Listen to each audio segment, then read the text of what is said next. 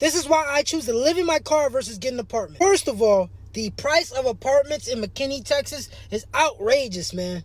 I guess I could move to Dallas, but nigga, I worked my way out of the hood. I'm not trying to go back. I'm not trying to be working a job just to pay for an apartment that I'm never at because I'm at my job working to pay for an apartment that I'm never at, bro. And as you guys may already know, I'm moving to Mexico in a month. So why go get another apartment when I just had issues with the last apartment I was at when I could just live in my car?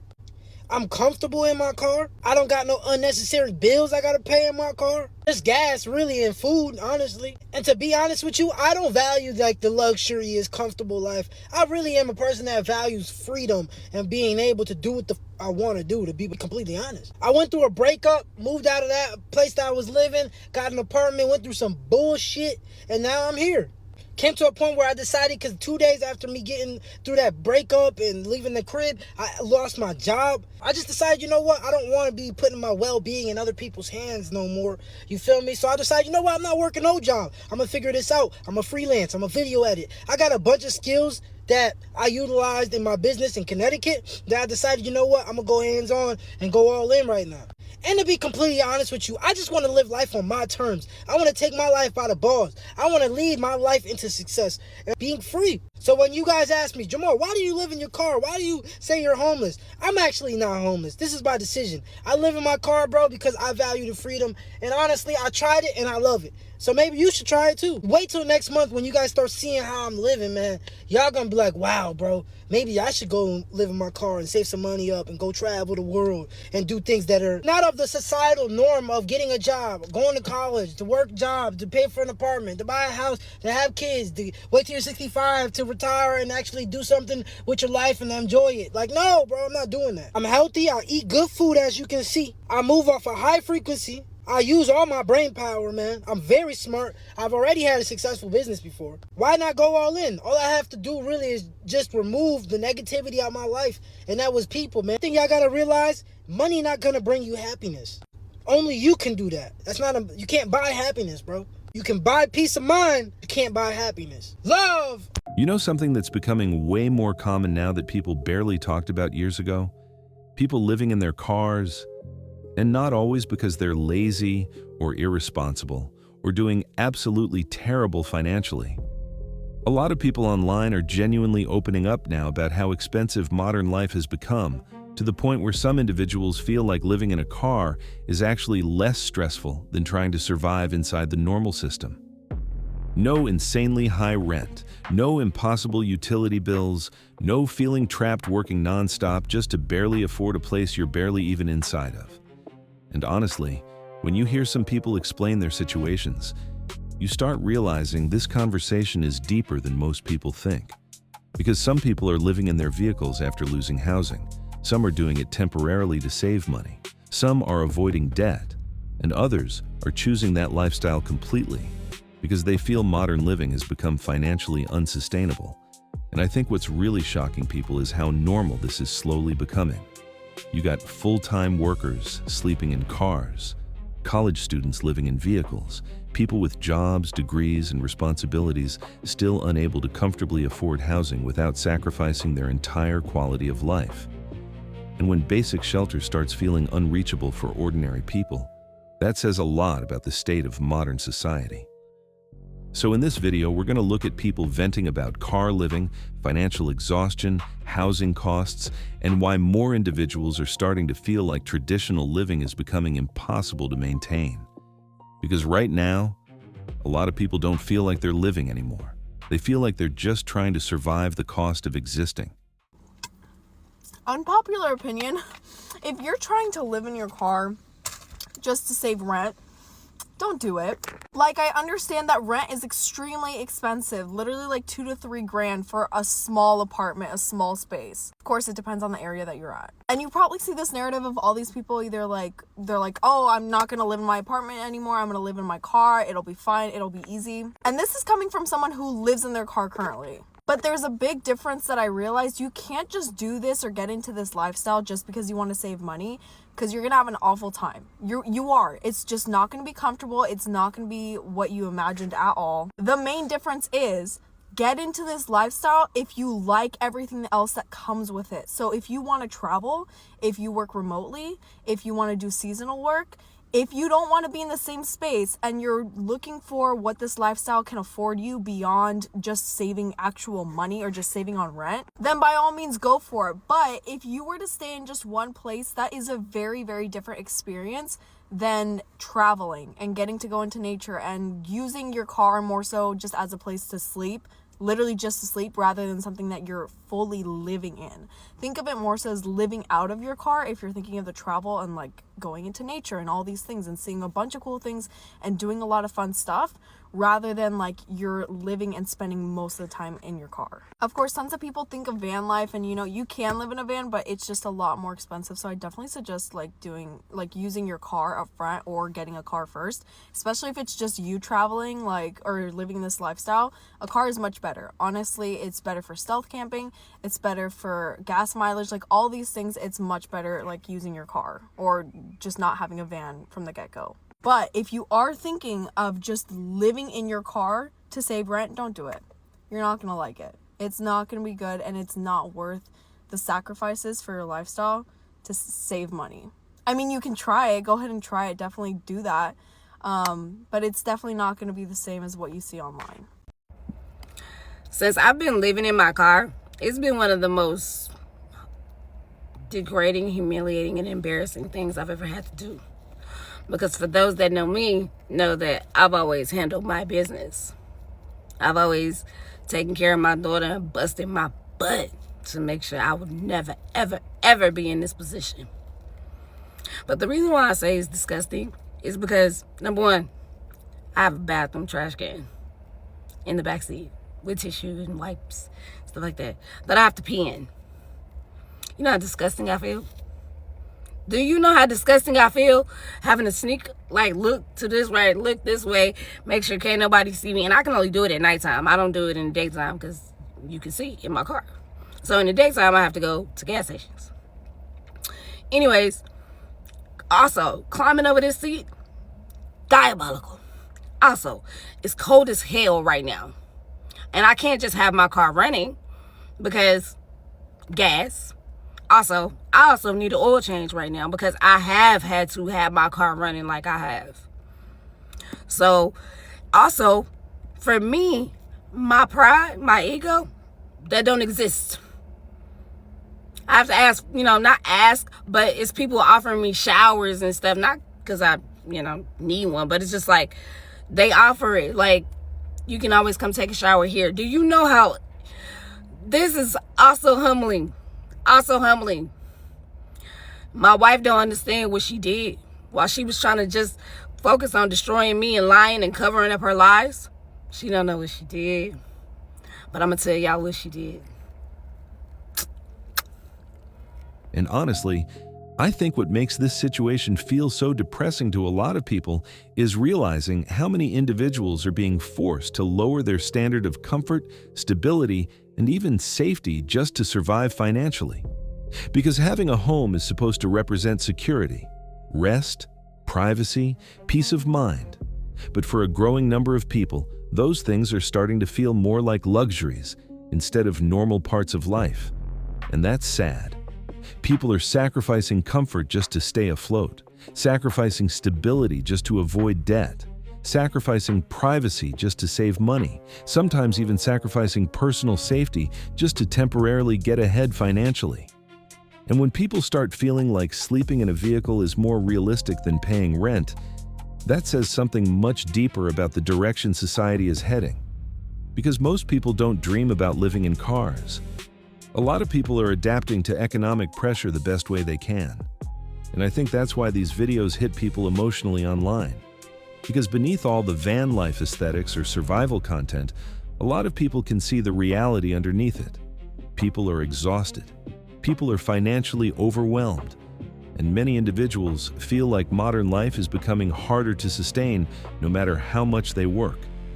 Which is why more people are starting to question whether society is actually progressing or if people are simply becoming more economically trapped over time. Life is literally like a fucking push and pull game. Like, yeah, 1 minute I'm fucking happy. Yeah, I moved across the country. I live in my car. And then I'm like, bro, fuck this shit. I'm ready to go back home and be comfortable. But it's like, at what fucking cost? I take my ass back to Chicago. I'm gonna be fucking the same nigga I was fucking before I left. I'm gonna be still same fucking friends I had before I left. Going over their houses, getting high. Like, I was not doing shit for real. Yeah, I was having sound bath events and shit here and there, but is that really what I even want to fucking do? That's why it's just like, bro, all of this shit is annoying. Because, like, I'm still figuring out my fucking life. What do I want? I don't fucking know, but I know that I don't want what my family got, and I know I refuse to keep being around people who got the same shit going on year after year after fucking year and year and year. I can't live like that.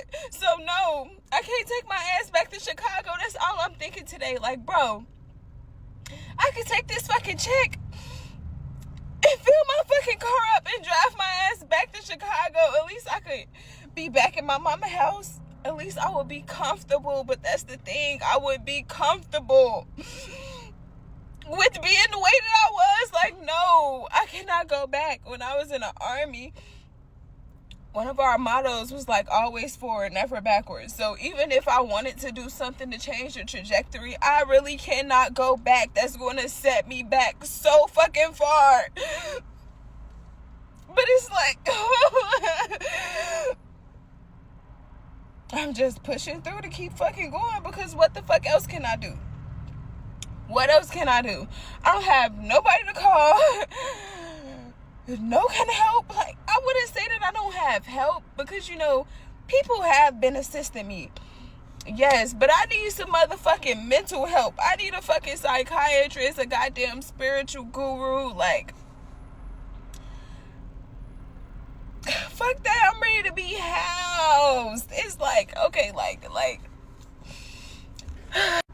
it's like I have my moments where I'm literally fucking craving my old life so bad. I woke up yesterday and text my cousin like, let's get drunk.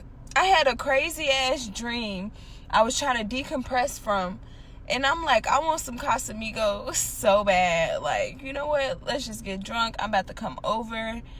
And in the middle of me even processing to get ready for this, I didn't even feel like getting ready to go over her house, let alone take the 30-minute drive that it would take for me to even get over there, just for me to get drunk and have to drive back this way today or last night so I can sleep and take my ass to work tonight.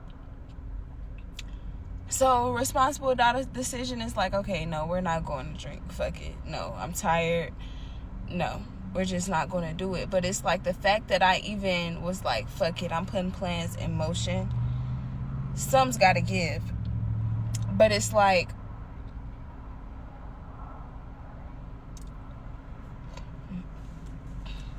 even sexually, I'm abstaining right now in the way. That's like the least of my fucking worries though. But I'm just saying that to say that if I took my ass back to Chicago, I already know what the fuck I'm gonna do. And it's just like, no, it just cannot exist. Me and Chicago cannot exist with each other right now, because it would just take me so far back. And it's like, even in these hard moments I be having with myself, like, fuck it. I'd be glad that I can't just say fuck it. Even if I wanted to hop on the fucking road right now, I just can't. There's too much going on. I need to get my fucking car looked at. I just can't. I can't take all the miles again. I wouldn't say that I'm stuck. And then here I go. It's like I want help, but I don't want nobody to tell me shit. Like, I don't want to hear shit right now. Unless you're trying to help me in a way that I need to be helped. Like, all that other stuff, I just don't want to fucking hear it. I'm pissed. I'm mad. Unless a psychiatrist want to come talk to me, I don't want to hear shit. Bitch, I'm pissed. I live in this horrible ass fucking country that I can't even go work a fucking job and house myself. I'm pissed. I'm pissed about all this shit. Pissed about where I grew up at. The fact that I'm even here and have to fucking live in my fucking car to make a fucking way for myself and figure out.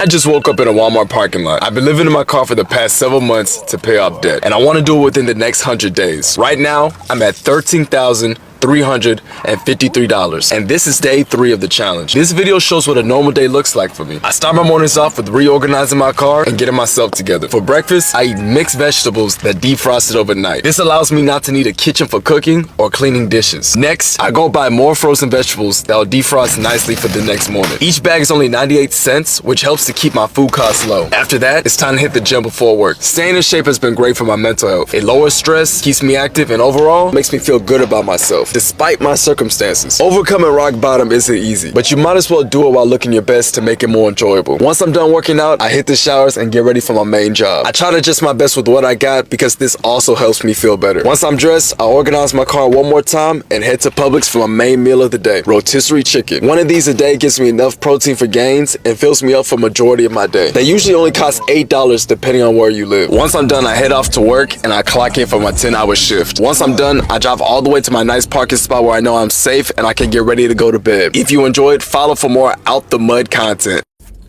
Hey, what's going on, y'all? And when I tell y'all this, I be telling y'all the shit on some real shit. I'm sitting up here at on Old Dixie in Forest Park, and when I tell you, like, it's bad out here, man. It's a lot of people that be at these quick trips and they be at these racetracks and they don't got nowhere to stay and they car be their home.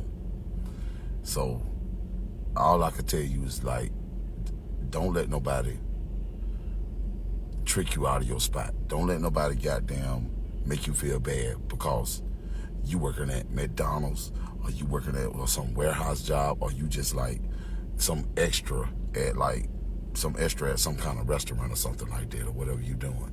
As long as it's helping you keep a roof over your head. If you goddamn work at a hotel or whatever like that, or something, like you living in a hotel, don't let no motherfucker make you feel bad because you're living in a hotel. Because there's a lot of people out here right now that's like, they living in their cars, dog.